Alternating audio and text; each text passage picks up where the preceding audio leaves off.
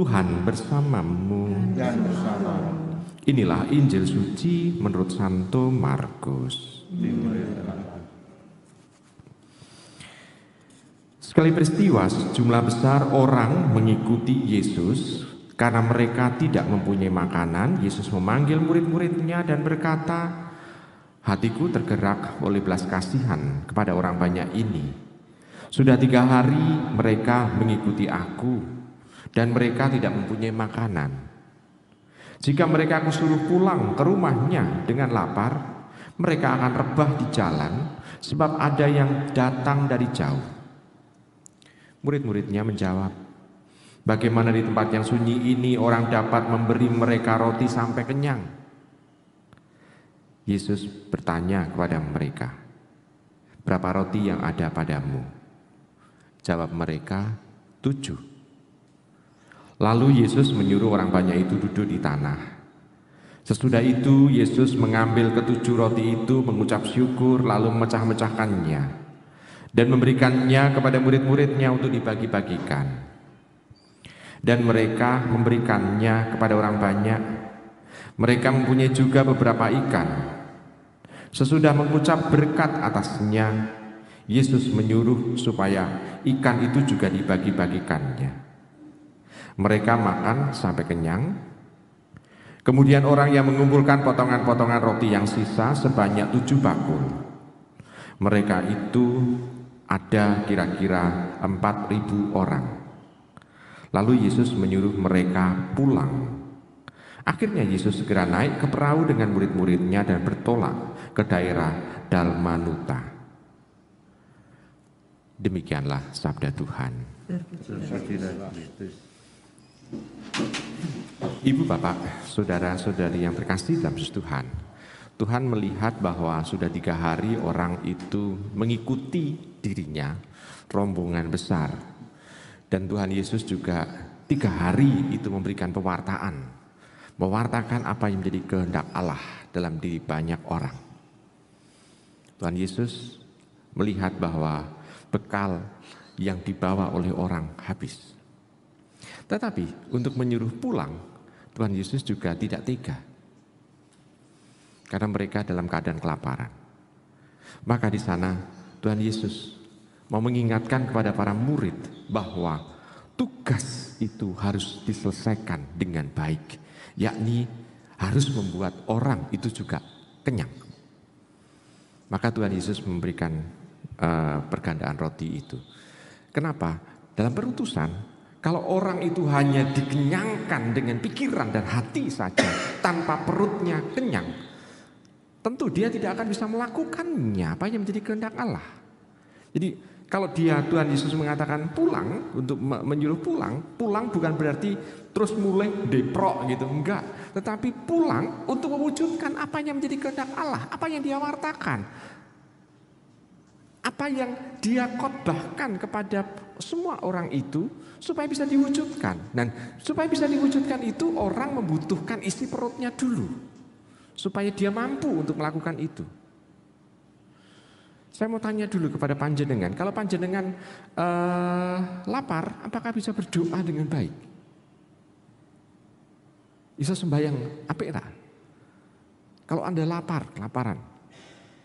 Enggak. Bisakah Anda pada saat kelaparan itu juga ikut mendoakan musuh-musuh Anda?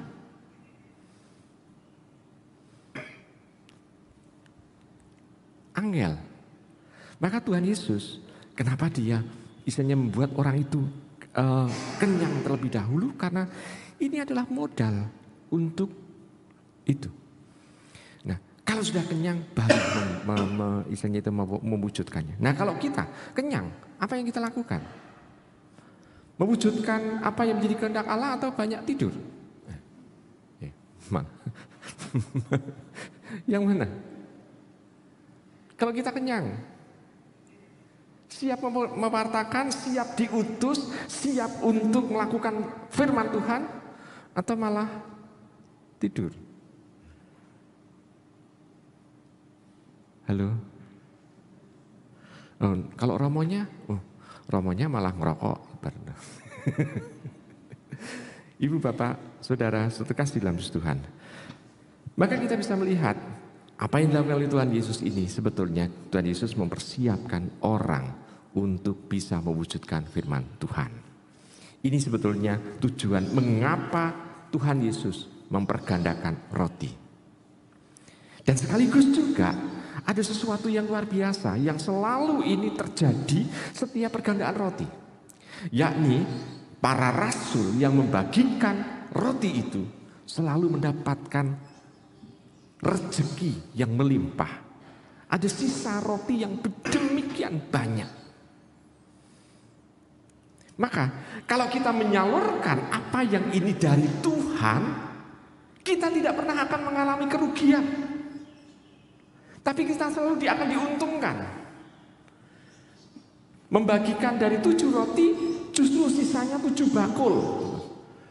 Coba kita bayangkan, dari 7 roti saja sisanya 7 bakul. Kalau demikian yang dibagikan oleh mereka itu berapa bakul roti dari 7 roti itu. Jadi rahmat Tuhan yang dianggap sepele, yang dianggap kecil, ternyata kalau itu kita berikan kepada banyak orang, justru menjadikan sesuatu itu yang dibagikan itu kembali kepada kita berlimpah ganda. Nah, sekarang saya mau tanya dulu kepada panjenengan. Kalau panjenengan mau memberikan sesuatu kepada orang, itu dari yang sisa atau memang ini mau kita mau memberikan kepada orang? Halo? Yang mana? Sisa. Kalau sisa berarti orang sisa ini meneh. Kan ini sudah sisa. Dari yang sisa 7 bakul itu dinikmati oleh mereka, apakah tersisa lagi? Enggak, karena namanya sisa.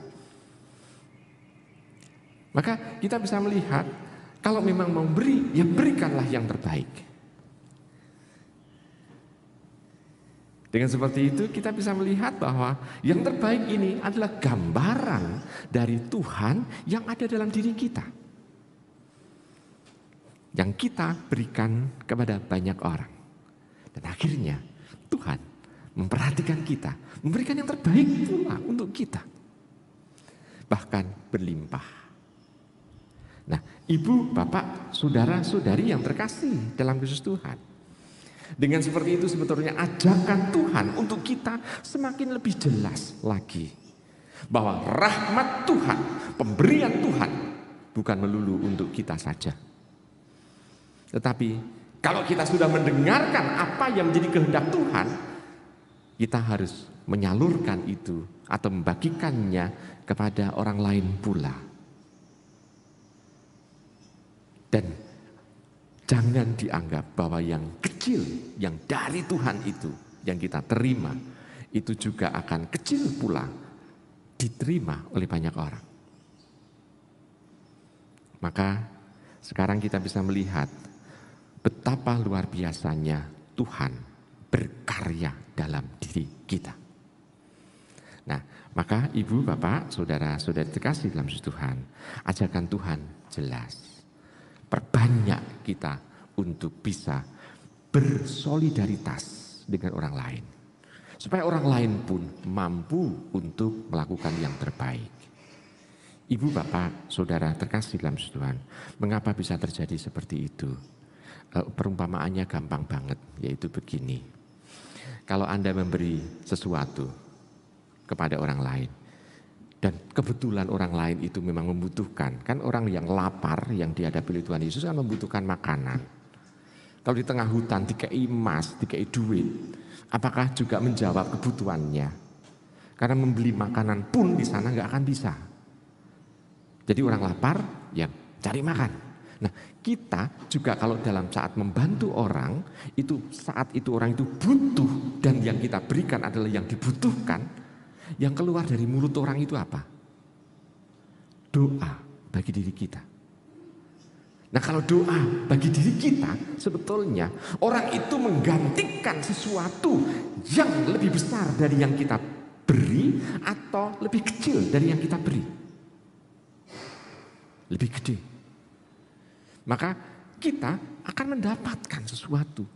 Orang akan lebih banyak.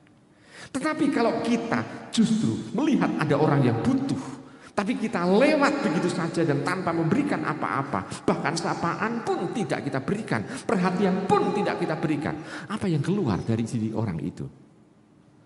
Doa juga, tapi bukan doa mendoakan kebaikan kita, tapi mendoakan apa? Justru celaka kita. Maka ibu bapak, saudara terkasih, ini yang terjadi. Maka mari kita memberikan yang terbaik dalam hidup ini, bersolidaritas supaya apa yang kita terima dari Tuhan itu juga bisa dirasakan oleh semua orang. Selamat merenungkan.